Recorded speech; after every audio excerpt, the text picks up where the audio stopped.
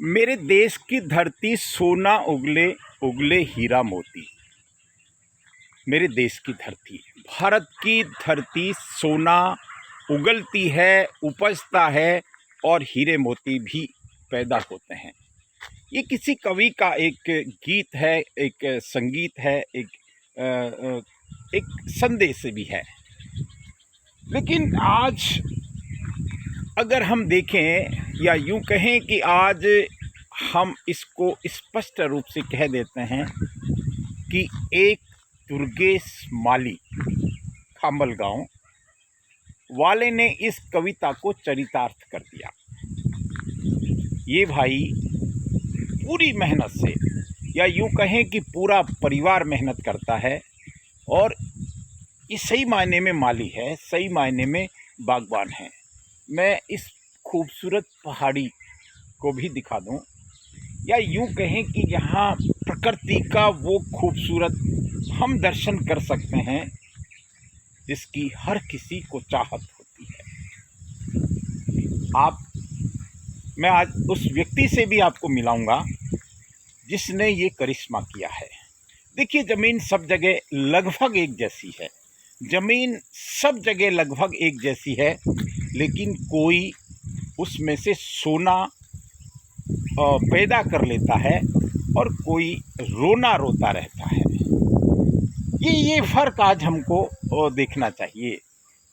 चाहे फलों की बात हो, चाहे सब्जियों की बात हो, चाहे फूलों की बात हो, या अन्न उपज की बात हो, या फिर पशुपालन की बात हो, ये भाई कमाल कर रहे हैं। ये इसका वैसे एक बड़ा फार्म हाउस है, खेती है, जहाँ पर बिल्कुल आधुनिक तरीके से, और आधुनिक तरीका इतना आधुनिक कि एक बूंद पानी वेस्ट नहीं करते, एक बूंद पानी वेस्ट नहीं करते। और जिसको कहते हैं कि कंपोस्ट खाद से लेके, इनके गोबर का उपयोग से लेके, और तमाम बातें जो होनी चाहिए वो ये करते हैं। 250 बीघे का एक अरठ है जिसमें ये फल भी उगाते हैं, कई तरह के सब्जियां पैदा करते हैं और पूरी मेहनत से करते हैं। हमको इनसे प्रेरणा लेनी चाहिए। यहाँ मैंने देखा इस पूरे 250 बीघा के फार्म हाउस पर, आनंद आ गया।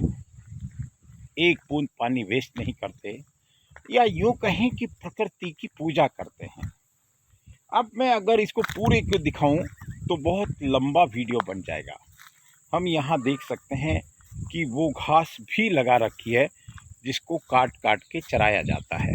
यहाँ फूल हैं और अनेक तरह के गुलाब हैं, अनेक तरह के गुलाब हैं। वो आप देखेंगे तो आपको आनंद आएगा। आप देख सकते हैं यहाँ वैसे तो लाइट का कनेक्शन है, लेकिन आप प्राकृतिक लाइट का उपयोग लेते हैं, अर्थात सोलर का उपयोग लेते हैं। आपने यहाँ सोलर लगा रखी है। सरकार कहती है, बार बार कहती है कि सोलर लगाइए, सोलर आपको सस्ती पड़ेगी, लेकिन बहुत कम किसान या बहुत कम आम आदमी इस सोलर को लगाते हैं। मैं भाई दुर्गेश जी से बात करूं उससे पहले 2-3 खास बातें बता दूं। आपने जल संरक्षण का जो कार्य किया हुआ है, देखिए अपनी खुद की ज़मीन के ऊपर एक तालाब खोदा है आपने। ये परोपकार भी है, ये जल देवता की वो महान पूजा भी है जो कम लोग ही कर पाते हैं।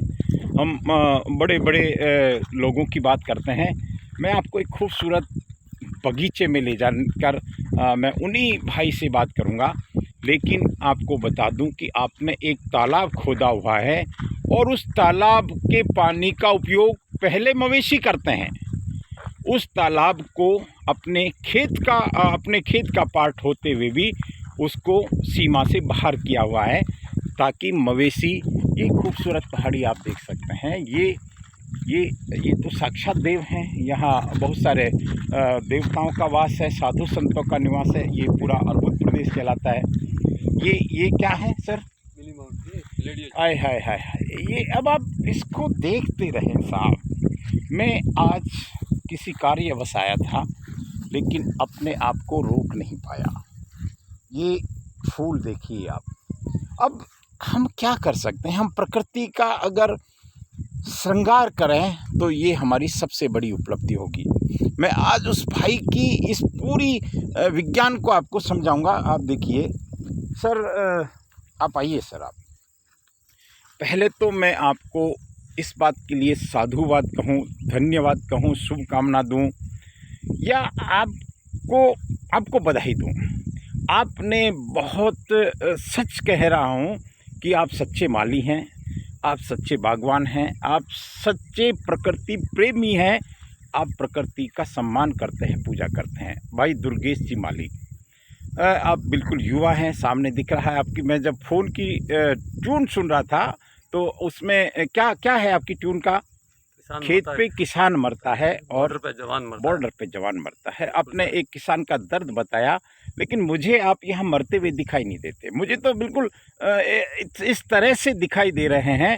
तो इसके माने ये हो सकते हैं कि जो किसान मेहनती है, जो किसान आधुनिक है, जो किसान विज्ञान के साथ चलता है, जो किसान सरकार के साथ चलता है, मुझे लगता है उसको मरने की आवश्यकता नहीं होती, वो तो दूसरों को जिंदा रखता है। दुर्गेश जी, इतने बड़े फार्म हाउस पे आप कैसे कर रहे हैं सर ये?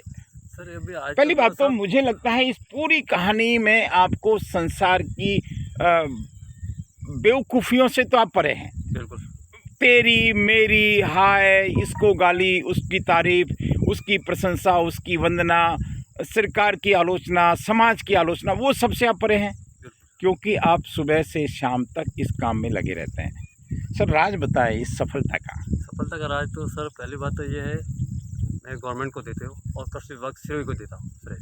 उन्होंने मेरा बहुत सहयोग किया हर चीज़ में, हर चीज़ के लिए क्या टेक्नोलॉजी आई है, नहीं तो मेरे को इन्फॉर्मेशन मिल जाती है। ये कृषि विज्ञान केंद्र से लाभ हुआ ये सारा? बिल्कुल बिल्कुल, कृषि विज्ञान केंद्र श्रेय से लाभ हुआ है। ठीक है। और हमेशा मैं उनके संपर्क में रहता हूँ, मेरे यहाँ अधिकारी आते भी है।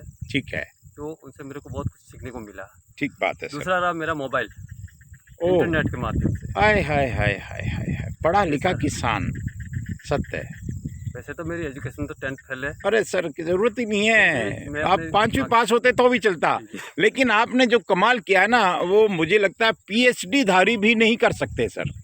और दूसरी बात है, मेरा इंटरनेट से आप क्या सीखते रहते हैं हर दिन? बिल्कुल, हर दिन मैं सीखता रहता हूँ। मैं मतलब फालतू के वीडियोज वगैरह नहीं हाय देखता। हाय हाय हाय, अपने काम से मतलब रहता, अपने काम सर सर आपके लिए तो मैं क्या कहूँ, आपके साथ मुझे मेरी फ़ोटो खिंचाने में मुझे आनंद आ रहा है कि आप फालतू के वीडियो नहीं देखते, किसान के हित में क्या है वो आप करते रहते हैं। तो ये सब आप इंटरनेट से देख के करते हैं सर? जी बिल्कुल, इंटरनेट के देखिए। और मेरे पिताजी से मेरे को बहुत कुछ सीखने को मिला, और अक्सर मेरे को टोकते रहते थे वो पहले। अच्छा। एक वो कहावत कहते थे, हाँ, मेहनत बताएगी कि परिणाम कैसा होगा। हाय हाय हाय हाय, नहीं तो एक दिन परिणाम बता देगा कि मेहनत कैसी थी। क्या बात है सर, अद्भुत।